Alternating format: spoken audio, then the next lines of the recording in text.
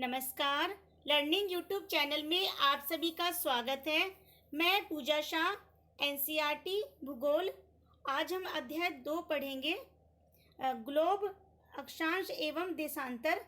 इससे पहले हमने अध्याय 1 में पढ़े थे सौर मंडल में पृथ्वी, और सौर मंडल में पृथ्वी के अंतर्गत हमने खगोलीय पिंड, तारे, नक्षत्र मंडल, सौर मंडल, सूर्य, ग्रह, पृथ्वी, चंद्रमा, क्षुद्र ग्रह, उल्का पिंड, इन सब के बारे में पढ़े थे। तो आज जो द्वितीय अध्याय है, जो दूसरा अध्याय है, उसमें जो हम पढ़ेंगे ग्लोब, अक्षांश तथा देशांतर। और इसके अंदर हम विषुवत वृत्त, अक्षांश रेखाएं, मकर रेखाएं, कर्क रेखाएं, उत्तरी ध्रुव, दक्षिणी ध्रुव, उत्तरी शीत कटिबंध, उष्ण कटिबंध, दक्षिणी शीतोष्ण कटिबंध, दक्षिणी शीत कटिबंध, देशांतर रेखाएं, मानक रेखाएं, इन सब के बारे में पढ़ेंगे। तो हम चलते हैं अध्याय 2 की तरफ। और ये जो पाठ है ये एनसीईआरटी की किताब में से है, और ये सीटेट के एग्ज़ाम में अक्सर आते हैं, इन्हीं में से प्रश्न पूछे जाते हैं। तो आज जो चैप्टर है वो है ग्लोब, अक्षांश एवं देशांतर। तो इस पाठ में है जो अध्याय 1 में, जैसा कि मैं आपको बताया कि अध्याय 1 में हम पढ़े थे सौर मंडल में पृथ्वी। तो हमारी जो पृथ्वी है वो गोलाकार नहीं है। यहाँ सबसे पहले ये बताया जा रहा है, जो हमारी जो पृथ्वी है वो गोलाकार नहीं है। यह उत्तर एवं दक्षिण ध्रुव पर थोड़ी चपटी तथा मध्य में थोड़ी उभरी हुई है। जो ये क्या है, चपटी और मध्य में उभरी हुई है। क्या आप कल्पना कर सकते हैं कि यह कैसी दिखती है? इस संबंध में जानकारी प्राप्त करने के लिए आप अपनी कक्षा में सावधानी पूर्वक ग्लोब को देखिए। ग्लोब पृथ्वी का लघु रूप एक वास्तविक प्रतिरूप है। ग्लोब क्या है? पृथ्वी का लघु रूप में एक वास्तविक प्रतिरूप है। ग्लोब जो है ग्लोब विभिन्न आकार एवं प्रकार के हो सकते हैं। जैसे बड़े ग्लोब जो आसानी से एक स्थान से दूसरे स्थान नहीं ले जाए जा सकते, पॉकेट में रखने योग्य छोटे ग्लोब तथा गुब्बारे जैसे ग्लोब जिनमें हवा भरी जा सकती है एवं आसानी से एक स्थान से दूसरे स्थान ले जाया जा सकता है। ग्लोब स्थिर नहीं होते हैं, उसी प्रकार घुमाया जा सकता है। जैसे जो कुम्हार का पहिया लट्टू घूमता है, ग्लोब पर देशों, महाद्वीपों तथा महासागरों को उनके सही जो आकार में दिखाया जाता है, जैसे इसमें दिखाया जा रहा है, ये ग्लोब है। पृथ्वी के समान किसी गोले पर किसी बिंदु की स्थिति का वर्णन करना कठिन है। अब प्रश्न यह उठता है कि इस पर जो किसी स्थान की स्थिति कैसे बताई जा सकती है। इसके लिए हमें कुछ बिंदुओं एवं रेखाओं के संदर्भ की आवश्यकता होती है। तो ये है यहाँ पे। फिर इसके बाद कह रहे हैं कि जो आप देखेंगे कि जो सुई जो है ग्लोब में जो झुकी हुई अवस्था में स्थित होती है, जिसे अक्ष कहा जाता है। ग्लोब पर वे 2 बिंदुएं जिनसे होकर सुई गुजरती है, उत्तर तथा दक्षिण ध्रुव कहा जाता है। ग्लोब को इस सुई के चारों ओर पृथ्वी की गति पश्चिम में पूर्व की ओर घुमाया जा सकता है, लेकिन याद रखें इन दोनों में एक अंतर है। पृथ्वी पर वास्तव में ऐसी कोई सुई नहीं होती है, यह अपने अक्ष पर चारों ओर घूमती है, जो एक काल्पनिक रेखा है। एक अन्य काल्पनिक रेखा में भी ग्लोब को 2 बराबर भागों में बांटती है। ये बात हुई। और इससे पहले जो यहाँ जो बॉक्स में दिया हुआ है, ये बहुत ही महत्वपूर्ण होते हैं। आओ कुछ करके सीखें।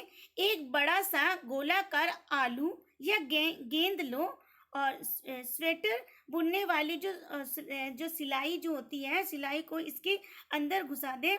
यह जो सिलाई ग्लोब पर दर्शाए गए अक्ष के अनुरूप है। और अब आप इस आलू या गेंद को उसके अक्ष पर बाएं से दाएं कर घुमाएं। तो ये यहाँ पे ये बताया एक गतिविधि है। अब यहाँ पे जो विषुवत वृत्त जो है विषुवत वृत्त कहा जाता है, उसके बारे में बताया गया। जो पृथ्वी के उत्तर में स्थित आधे भाग को उत्तरी गोलार्ध तथा दक्षिण वाले आधे भाग को दक्षिणी गोलार्ध कहा जाता है। ये बहुत इंपॉर्टेंट है, पूछा जाता है कि उत्तरी और दक्षिणी गोलार्ध किसे कहा जाता है। जो ये दोनों बराबर के आधे भाग होते हैं और इस प्रकार जो विषुवत वृत्त पृथ्वी पर एक काल्पनिक वृत्त बनाती है और एवं पृथ्वी पर विभिन्न स्थानों की स्थिति बताने का सबसे महत्वपूर्ण संदर्भ बिंदु है। विषुवत वृत्त से ध्रुवों तक स्थिति सभी समांतर वृत्तों को अक्षांश रेखाएं कहा जाता है। अक्षांशों को अंश में मापा जाता है।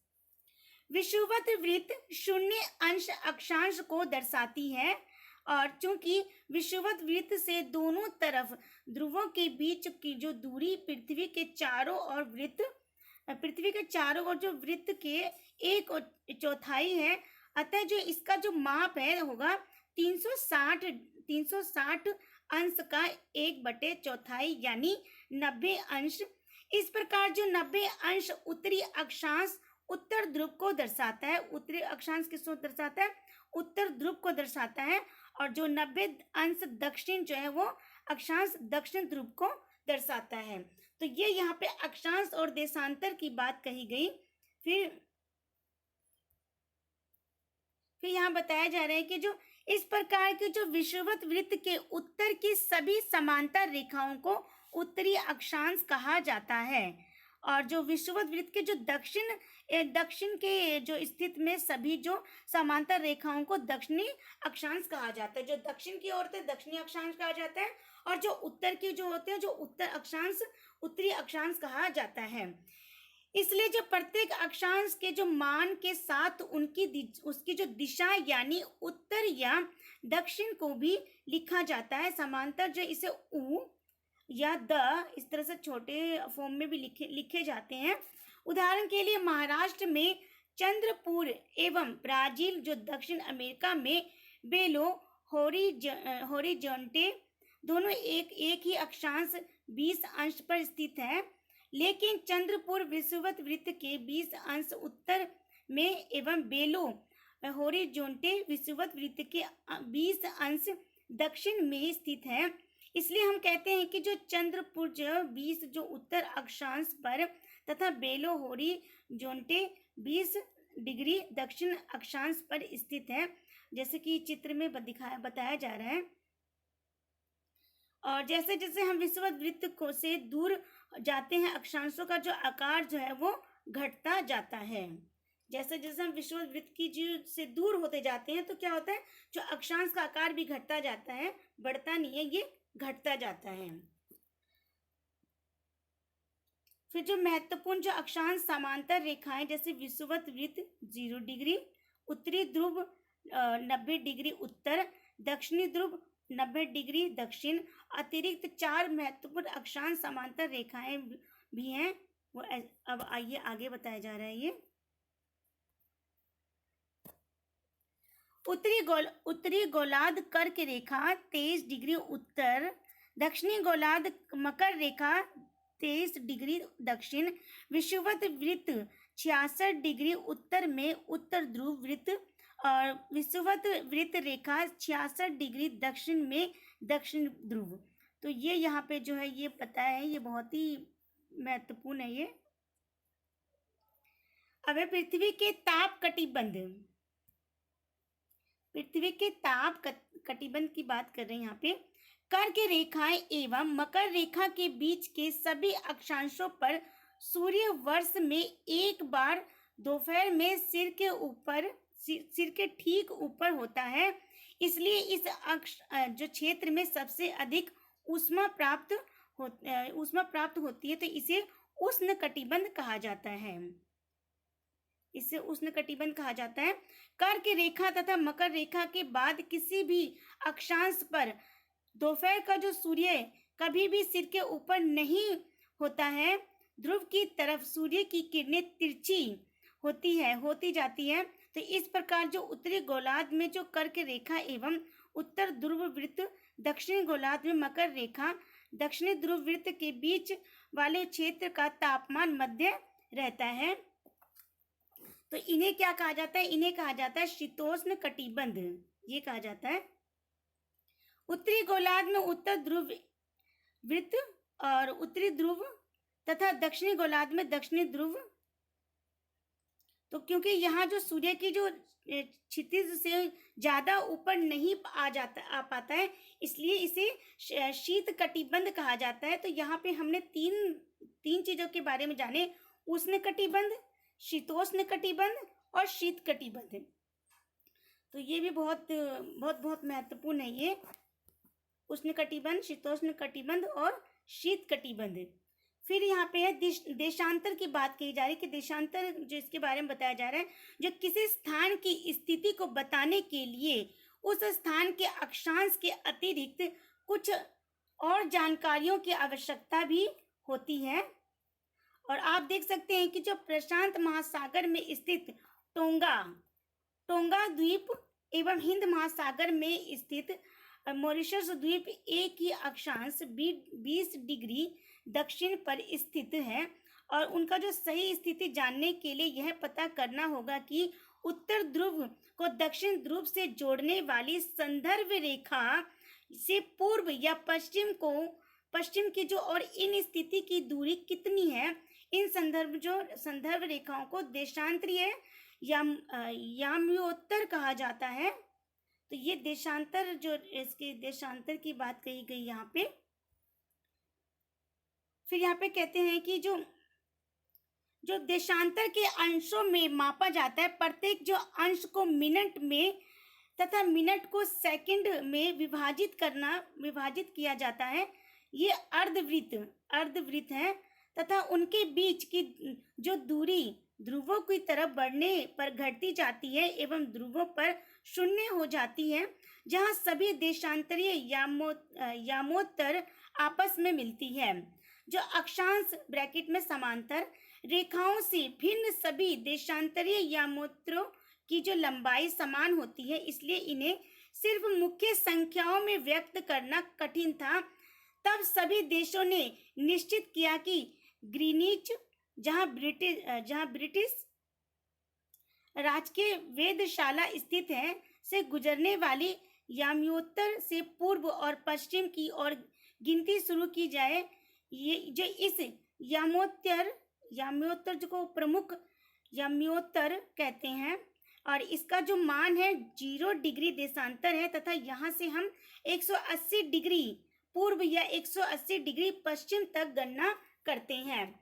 प्रमुख यामोत्तर तथा 180 डिग्री याम्योत्तर मिलकर पृथ्वी को जो दो समान भागों में पूर्वी गोलार्ध एवं पश्चिम गोलार्ध में विभक्त करती है। इसलिए किसी स्थान के देशांतर के आगे पूर्व के लिए जो अक्षर जो पूर्व तथा पश्चिम के लिए जो अक्षर जो पूर्व पश्चिम का जो ये उपयोग करते हैं तो जो यह जानना रोचक होगा कि जो 180 डिग्री पूर्व और 180 डिग्री पश्चिमी याम्योत्तर का एक ही रेखा पर स्थित है। और देशांतरीय याम्योत्तर के द्वारा बनी ग्रिड को देखो। अगर आपको किसी स्थान के अक्षांश एवं देशांतर की सही जानकारी हो तो ग्लोब पर आप उस स्थान का पता आसानी से लगा सकते हैं। उदाहरण के लिए जो असम में जो धुबरी 26 डिग्री उत्तर अक्षांश और 90 डिग्री पूर्व देशांतर पर स्थित है। और अब उस बिंदु को देखो जहाँ पे जो रेखाएं जो एक दूसरे को काटती है और जो यह बिंदु धुबरी की स्थिति होगी, धुबरी की जो है सही स्थिति होगी। इसको समझने के लिए कागज पर समान दूरी वाली क्षैतिज तथा ऊर्ध्वाधर रेखाएं खींचिए। ऊर्ध्वाधर जो रेखाओं की संख्या 1, 2, 3, 4 से तथा क्षैतिज रेखाओं को क, ख, ग, घ, ड़ को जो है व्यक्त कर सकते हैं। और जिन बिंदुओं पर ये ऊर्ध्वाधर एवं क्षैतिज रेखाएं एक दूसरे को काटती है तो वहां कुछ छोटे वृत्त खींचिए और इन छोटे वृत्तों को अ, ब, स, द और ध नामों से व्यक्त करना है। और उसके बाद मान लीजिए कि जो ऊर्ध्वाधर जो रेखाएं पूर्व देशांतरों एवं क्षैतिज रेखाएं उत्तरी अक्षांशों को व्यक्त करती है। तो ये एक छोटी सी गतिविधि बताई गई है जो आप लोग भी कर सकते हैं। अब ये मैप है, मैप में अटलांटिक महासागर, प्रशांत महासागर ये है यहाँ पे, तो आप ये देख सकते हैं। फिर आते हैं हम देशांतर और समय। देशांतर और समय की यहाँ पे बात कही जा रही है। समय को मापने का सबसे अच्छा साधन है पृथ्वी, चंद्रमा और ग्रहों की गति। सूर्य उदय एवं सूर्य अस्त प्रतिदिन होता है, ये तो सभी को पता है होता है। अतः जो स्वाभाविक ही जो ये पूरे विश्व में समय निर्धारण का सबसे अच्छा साधन है। स्थानीय समय का अनुमान सूर्य के द्वारा बनने वाली परछाई से लगाया जा सकता है, जो दोपहर में सबसे छोटी एवं सूर्य उदय तथा सूर्यास्त के समय सबसे लंबी होती है। ग्रीनिच पर स्थित प्रमुख याम्योत्तर पर सूर्य जिस समय जो आकाश के सबसे ऊंचे बिंदु पर होगा, उस समय याम्योत्तर पर स्थित सभी स्थानों पर दोपहर होगी, क्योंकि जो पृथ्वी पश्चिम से पूर्व की ओर चक्कर लगाती है। अतः वे जो स्थान ग्रीनिच के पूर्व में है, उनका जो समय ग्रीनिच समय से आगे होगा, जो पश्चिम में है उनका समय पीछे होगा। तो ये यहाँ पे दिखाया जा रहा है। और जो ये पृथ्वी लगभग 24 घंटे में अक्ष पर 360 डिग्री घूम जाती है, अर्थात 1 घंटे में 15 डिग्री एवं 4 मिनट में 1 डिग्री घूमती है। इस प्रकार जब ग्रीनिच में दोपहर 12 बजते हैं, तब ग्रीनिच जो है से 15 डिग्री पूर्व में समय होगा 15 4 बराबर 60 मिनट, अर्थात ग्रीनिच में जो समय है वो 1 घंटा जो है वो, अर्थात वो वहाँ का दोपहर का 1 बजे होगा। तो ये एक समय का जो है एक रूप बताया जा रहा है। और जो ग्रीनिच पर जो दोपहर के 12 बजे होंगे, तो उस समय 180 डिग्री पर मध्य रात्रि होगा। किसी भी स्थान पर जब सूर्य आकाश में अपने उच्चतम बिंदु पर होता है दोपहर में, उस समय जो है घड़ी में जो दिन के समय जो है 12 बजते हैं। और इस प्रकार जो घड़ी के द्वारा दिखाया गया समय उस स्थान का स्थानीय समय होगा। आप देख सकते हैं कि जो देशांतरीय याम्योत्तर पर जो सभी स्थानों का जो स्थानीय समय समान है। उसके बाद यहाँ पे है कि हम मानक समय क्यों मानते हैं, तो ये यहाँ पे ये नेक्स्ट बिंदु बताया जा रहा है। अलग अलग याम्योत्तर जो परिस्थित स्थानों के जो समय में वो अंतर होता है, उसके आधार पर ही ये निर्धारित किया जाता है। तो उदाहरण यहाँ पे दिया जा रहा है कि बहुत से जो देशांतर से होकर गुजरने वाली रेलगाड़ियों की समय सारणी तैयार करना कठिन होगा। भारत में गुजरात के द्वारका तथा असम में डिब्रूगढ़ के स्थानीय समय में लगभग 1 घंटा 45 मिनट का अंतर होगा। इसलिए यह आवश्यक है कि देश के मध्य भाग से होकर गुजरने वाली किसी जो याम्योत्तर के स्थानीय समय को देश का मानक समय माना जाए। और जो ये इस जो याम्योत्तर रेखा की स्थानीय समय की जो पूरी जो देश का मानक समय माना जाता है, जो भारत में 82 डिग्री पूर्व, 82 डिग्री और यहाँ पे 30 पूर्व को मानक याम्योत्तर माना गया है। और इस याम्योत्तर के स्थान पर समय को पूरे देश का मानक समय माना जाता है और इसे जो भारतीय मानक समय के नाम से भी जाना जाता है। तो ये एक यहाँ पे चित्र है, तो ये आप सभी देख सकते हैं। उसके बाद जो बताया जा रहा है यहाँ पे जो कबीर भोपाल के निकट एक छोटे से नगर में रहता है और वह अपने मित्र आलोक से कहता है कि वे लोग आज रात्रि में नहीं सो पाएंगे। भारत एवं इंग्लैंड के बीच के क्रिकेट मैच लंदन में 2 बजे अपराह्न में शुरू होगा, अर्थात भारत के समय के अनुसार जो मैच जो शाम के 7:30 बजे शुरू होगा तथा देर रात्रि में समाप्त होगा। क्या आप जानते हैं कि भारत एवं इंग्लैंड के बीच जो समय में क्या अंतर हो सकता है? तो ये भी आप अपना जो उत्तर कमेंट बॉक्स में दीजिएगा। तो इसके बाद यहाँ पे ये बताया जा रहा है कि भारत ग्रीनिच के पूर्व 82 डिग्री और 30 पूर्व स्थित है तथा यहाँ के जो समय है ग्रीनिच समय में 5 घंटा 30 मिनट आगे है। इसलिए जब लंदन में दोपहर 2 बजे होंगे तब भारत में 7:30 बजे होंगे। कुछ देशों का जो देशांतरीय जो विस्तार अधिक होता है और जिनके कारण वहाँ जो एक जो अधिक जो मानक हो जो होता है वो अपनाए गए हैं। उदाहरण के लिए रूस में 11 मानक समयों को अपनाया गया है और पृथ्वी को एक एक घंटे वाले 24 समय क्षेत्रों में बांटा गया है। इस प्रकार प्रत्येक जो समय सारणी है 15 डिग्री देशांतर तक एक क्षेत्र में घेरता है। तो ये यहाँ पे जो ग्लोब के बारे में हमने जाना काफ़ी चीज़ें और साथ में यहाँ पे जो समय सारणी को भी जान पाए। समय सारणी के साथ साथ जो अक्षांश रेखाएं, देशांतर रेखाएं, मकर रेखाएं को भी जाने। तो इस पार्ट में जो हमने मुख्य चीज़ें जाने कि जो विषुवत वृत्त के बारे में, अक्षांश रेखाओं के बारे में, मकर रेखाएं, कर्क रेखाएं, उत्तरी ध्रुव, दक्षिणी ध्रुव, उत्तरी शीत कटिबंध, उष्ण कटिबंध, दक्षिणी शीतोष्ण कटिबंध, दक्षिणी शीत कटिबंध, देशांतर रेखाएं, मानक रेखाएं। तो ये जो है काफ़ी महत्वपूर्ण थे।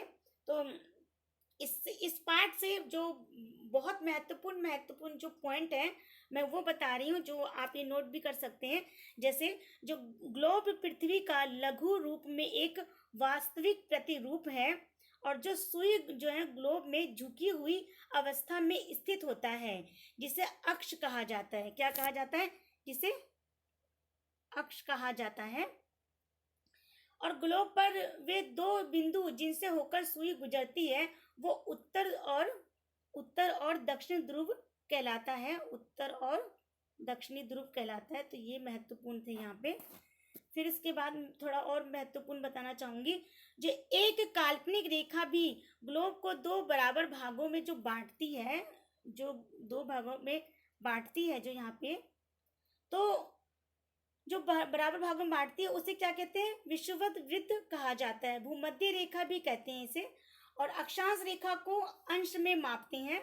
और उत्तरी गोलार्ध में कर्क रेखा 23 डिग्री उत्तर और दक्षिणी उत्तरी गोलार्ध में जो कर्क रेखा होता है 23 डिग्री उत्तर और दक्षिणी गोलार्ध में जो मकर रेखा होता है 23 डिग्री दक्षिण और यह यहाँ पे उत्तर हो गया। तो विषुवत वृत्त के 66 सही 1/2 उत्तर में उत्तर ध्रुव वृत्त और दक्षिण में दक्षिण ध्रुव वृत्त। तो ये यहाँ पे दक्षिण ध्रुव की बात हुई और उत्तर ध्रुव की बात हुई। तो अब हम चलते हैं अभ्यास की ओर चलते हैं, क्योंकि पाठ के अंतर्गत जितनी भी महत्वपूर्ण चीज़ें थी वो मैं आप सभी को मैं बता दी। अब हम पाठ की ओर चलते हैं, अभ्यास की ओर। अभ्यास में सबसे पहले यहाँ जो प्रश्न पूछा गया है कि निम्नलिखित प्रश्नों के उत्तर संक्षेप में देना है। सबसे पहले जो यहाँ पे प्रश्न है, पहला प्रश्न है कि पृथ्वी का सही आकार क्या है। तो यहाँ पे जो पूछा गया है कि पृथ्वी का सही आकार क्या है, तो इस प्रश्न का जो उत्तर होगा वो होगा भू आभ। क्या होगा? भू आभ। ये हो गया इसका उत्तर। फिर इसका पूछा गया कि दूसरा प्रश्न है ग्लोब क्या है। तो ग्लोब क्या है? ग्लोब है पृथ्वी का छोटा वास्तविक रूप। क्या है? पृथ्वी का छोटा वास्तविक रूप। तो ये आप नोट भी कर सकते हैं, साथ साथ में मैं आपको उत्तर भी बता रही हूँ। दूसरे का उत्तर मैंने आपको बता दिया। फिर इसके बाद तीसरा प्रश्न है कर्क रेखा का अक्षांशीय जो मान है क्या है? कर्क रेखा का, तो कर्क रेखा का जो अक्षांशीय मान होता है वो 23 डिग्री होता है। 23 डिग्री इस प्रश्न का उत्तर होगा 23 डिग्री और 5 सेल्सियस, ऐसे पॉइंट में लिख सकते हैं ये है। फिर उसके बाद नेक्स्ट प्रश्न है चौथा, पृथ्वी के 3 ताप कटिबंधीय कौन से हैं? तो मैं आपको ये बताई भी थी कि पृथ्वी के जो 3 ताप कटिबंधीय होते हैं, दोबारा मैं इस प्रश्न का उत्तर बता दे रही हूँ, आप सभी नोट भी कर सकते हैं। तो पहला जो होगा वो होगा उष्ण कटिबंध। पहला क्या होगा? उष्ण। पहला जो होगा उष्ण कटिबंध, कटिबंध आप यहाँ से नोट कर सकते हैं। दूसरा होगा शीतोष्ण कटिबंध, शीतोष्ण कटिबंध होगा, शीतोष्ण कटिबंध। और तीसरा जो होगा वो होगा शीत कटिबंध। क्या होगा? शीत कटिबंध। तो ये तीनों जो है, ये 3 इन्होंने हमसे पूछा तो हमने तीनों का जवाब दिया। जो पृथ्वी के जो 3 ताप कटिबंधीय होते हैं वो होते हैं उष्ण कटिबंध, शीतोष्ण कटिबंध और शीत कटिबंध। फिर नेक्स्ट प्रश्न पे चलते हैं। अक्षांश एवं देशांत रेखा जो रेखाएं हैं वो क्या है, यहाँ ये पूछा गया है। तो अब मैं आपको बताऊंगी जो अक्षांश रेखाएं क्या होती है और देशांत रेखाएं क्या होती है। सबसे पहले हम आते हैं अक्षांश रेखाओं की बात करूंगी मैं। ये अक्षांश की यहाँ पे और देशांत की यहाँ पे। तो इसका जो उत्तर है, जैसे अक्षांश रेखाएं क्या है, जो विषुवत वृत्त मतलब भूमध्य रेखा से ध्रुवों तक स्थित समांतर काल्पनिक वृत्तों को अक्षांश रेखाएं कहते हैं। विषुवत वृत्त के भूमध्य रेखा, भूमध्य रेखा से ध्रुवों तक जो स्थित सभी समांतर काल्पनिक वृत्तों को, किसको? काल्पनिक जो वृत्तों को जो है कोई अक्षांश रेखाएं कहते हैं। ये हो गया, ठीक है। और जो देशांतर रेखाएं जो उत्तरी, ये विषुवत वृत्त की बात हुई। अब इसके बाद देशांतर जो रेखाएं होते हैं वो उत्तरी ध्रुव से दक्षिण ध्रुव, उत्तरी ध्रुव से दक्षिण ध्रुव, उत्तरी ध्रुव से दक्षिण ध्रुव को जोड़ने वाली, क्या करने वाली? जोड़ने वाली काल्पनिक रेखाएं देशांतर रेखाएं कहलाती हैं। काल्पनिक जो रेखाएं होती है वो देशांतर रेखाएं कहलाती है। तो ये इस प्रश्न का उत्तर हुआ। फिर अगला प्रश्न है कि उष्ण जो ऊष्मा की सबसे अधिक मात्रा उष्ण कटिबंध क्यों कहा जाता है? जो ऊष्मा की सबसे अधिक मात्रा उष्ण कटिबंध क्यों प्राप्त करते हैं? तो ये प्रश्न है यहाँ पे। तो इसका जो उत्तर होगा कि जो इस क्षेत्र में क्या होता है कि जो सूर्य की किरणें सीधी ऊपर पड़ती है। सूर्य की किरणें क्या होती है, जो है वो सीधी ऊपर पड़ती है, सीधी पड़ती है ऊपर। सूर्य की जो किरणें होती है वो सीधे ऊपर पड़ती है, इस कारण होता है। तो इस कारण क्या होता है कि ऊष्मा की जो सबसे अधिक मात्रा उष्ण कटिबंध को ये प्राप्त करते हैं। तो ये इस प्रश्न का उत्तर हुआ। फिर नेक्स्ट प्रश्न है, जब भारत में शाम को जो 5:30 बजते हैं, लंदन में दोपहर 12 क्यों बजते हैं? तो ये पूछा गया है। तो ये इसलिए बजते हैं क्योंकि लंदन के समय की जो तुलना में भारत का समय जो होता है 5 घंटे 30 मिनट आगे होता है। क्या होता है? 5 घंटे 30 मिनट, 5 घंटे 30 मिनट आगे होता है। तो इसीलिए क्या होता है कि वहाँ पे ये 12 बजते हैं। तो ये पूछा गया था इस प्रश्न में। तो ये आपका जो मैं आपको पहले प्रश्न का बताया, पहला जो निम्नलिखित प्रश्नों के उत्तर संक्षेप में देने थे, तो मैं ये आपको बता दी। फिर नेक्स्ट पे आते हैं, सही बताना है हमें। सबसे पहले पूछा गया पहला कि प्रमुख याम्योत्तर का मान है। तो प्रमुख याम्योत्तर का मान जो होगा वो है ख, सही होगा इसका उत्तर 0 डिग्री, ये सही है। फिर दूसरा प्रश्न है, शीत कटिबंध किसके नजदीक पाया जाता है? तो शीत कटिबंध जो है वो ध्रुवों के नजदीक पाया जाता है, का उत्तर सही है इसका। फिर नेक्स्ट है प्रश्न तीसरा, देशांतरों की कुल संख्या है। तो देशांतरों की जो कुल संख्या है वो 180 डिग्री है, इसका उत्तर ये है। फिर अगला प्रश्न है, दक्षिणी ध्रुव वृत्त स्थिर है, जो भी स्थित है, जो दक्षिणी ध्रुव स्थित जो है वो है दक्षिणी गोलार्ध में है। इस प्रश्न का उत्तर ख सही है। फिर नेक्स्ट प्रश्न है ग्रिड किसका जाल है? तो ग्रिड जो होता है वो होता है अक्षांश जो है समांतर रेखाओं का होता है। अक्षांशों जो है समांतर रेखाओं एवं देशांतर यामुत्र का जाल होता है ये इसका उत्तर सही होगा। ये मैंने आपको सारे प्रश्न के उत्तर बताए। फिर इसको खालिस्तान भी बता देते हैं कि खालिस्तान भरो पूछा गया मकर रेखा। तो मकर रेखा जो वो होता है वो 23.5 डिग्री होता है। 23 ये थोड़ा बिंदी नहीं ना, 23.5 डिग्री, ठीक है। 23.5 डिग्री दक्षिण क्या होता है, ये इसका उत्तर हो गया। फिर भारत का मानक याम्योत्तर है। तो भारत का जो मानक याम्योत्तर है वो है, इसका उत्तर है 82.5 पूर्व। क्या होगा, 82.5 पूर्व होगा। फिर अगला प्रश्न तीसरा है खालिस्तान में 0 डिग्री जो याम्योत्तर को के नाम से जाना जाता है। किस नाम से जाना जाता है? प्रमुख यामोत्तर के नाम से जाना जाता है। किसके नाम से? प्रमुख यामोत्तर के नाम से जाना जाता है, ठीक है। फिर अगला प्रश्न है देशांतरों के बीच को दूरी की तरफ घटती जाती है, तो ध्रुवों की तरफ। किसकी तरफ? इस प्रश्न का उत्तर होगा ध्रुवों की तरफ। ध्रुवों की तरफ, ये हो गया इसका। अब लास्ट है उत्तर ध्रुव वृत्त गोलार्ध में स्थित है। तो उत्तर ध्रुव वो है दक्षिणी गोलार्ध में स्थित है। तो ये इसका उत्तर हो गया। उत्तर ध्रुव वृत्त जो है वो दक्षिणी गोलार्ध में स्थित है, इसका ये उत्तर हो गया।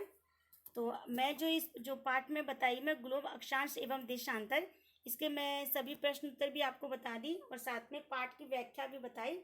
तो ये पार्ट बहुत ही महत्वपूर्ण है सीटेट के एग्ज़ाम के लिए। आप इसका ज़रूर सुने और देखें भी और सभी तक शेयर भी करें।